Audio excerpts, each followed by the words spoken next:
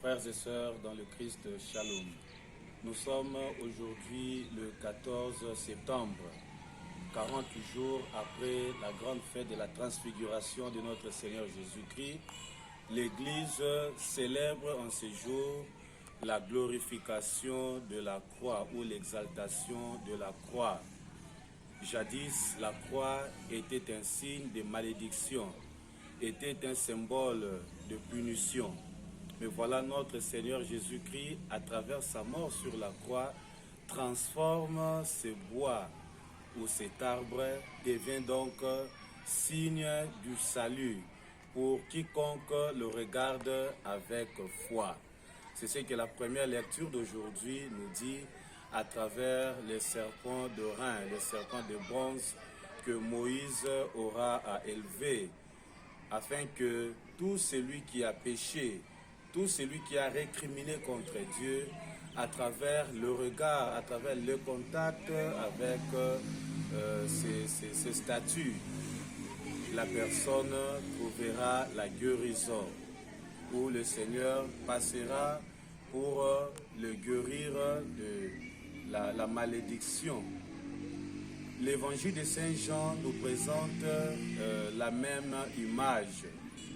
Voilà Jésus qui dit dans son dialogue avec Nicodème que celui qui regardera la croix, celui qui regardera le Fils de l'homme, c'est-à-dire le Fils de l'homme sera aussi élevé comme jadis les serpents des reins étaient élevés par Moïse. Et si on regarde le Fils de l'homme sur la croix avec les yeux de la foi, voilà l'homme où nous serons guéris. Qu'est-ce que nous pouvons comprendre, chers frères et sœurs, à travers cet arbre, à travers la croix? La croix symbolise l'arbre de la vie. La croix devient l'arbre de la vie.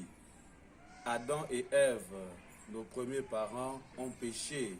Ils ont mangé l'arbre cueilli dans l'arbre de la connaissance de la vie et de la mort. Mais voilà, à travers cet arbre, le péché est entré dans le monde. L'homme va devoir mourir. Mais à travers l'arbre de la croix, le salut est entré dans le monde. Saint Paul l'explique clairement dans son épître aux Romains. Et Saint Irénée de Lyon fait le même parallélisme pour nous démontrer, s'inspirant bien sûr sur l'épître de Saint Paul aux Romains. Il dit, voilà, le péché est entré dans ce monde à travers nos premiers parents, à l'instar d'Adam et Ève. Et voilà, il y a le nouvel Adam à la personne du Christ, qui vient pour sauver le monde à travers sa mort sur la croix.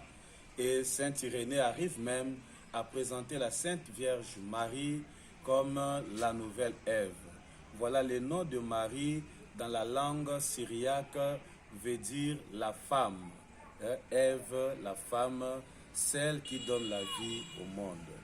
Chers frères et sœurs, nous sommes sauvés par la croix du Christ.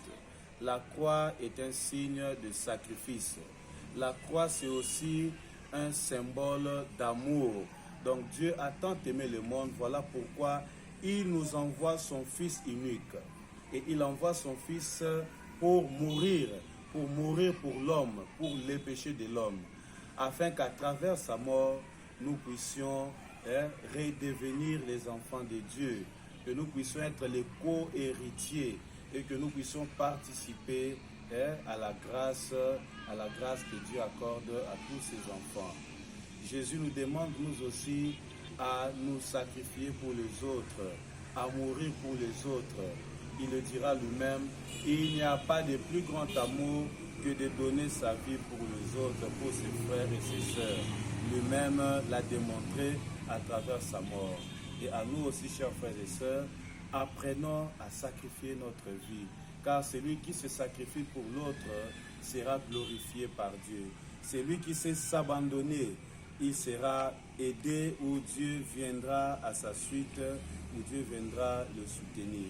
Jésus n'était pas abandonné, mais voilà, la croix a conduit Jésus dans la gloire, comme Saint Paul le dit dans sa lettre aux Philippiens. Voilà, Jésus s'est abaissé, il s'est sacrifié, mais Dieu l'a glorifié, Dieu l'a exalté, il lui a donné le nom qui est au-dessus de tout nom.